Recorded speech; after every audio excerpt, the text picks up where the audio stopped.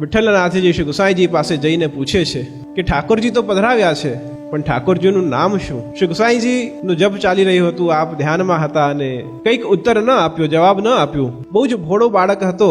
ઘૂંટણે બેસીને અને જે આસન પર શ્રી ગુસાઈજી બિરાજમાન છે એ આસન પર બેસીને નજીક જઈને ફરીવાર ગુસાઈજીને પૂછવા જાય છે કે મારા ઠાકોરજીનું નામ શું છે? અને ગુસાઈજી કહે છે કે પરે પરે પરે, એટલે કે દૂર જા, હું અપરસમાં છું.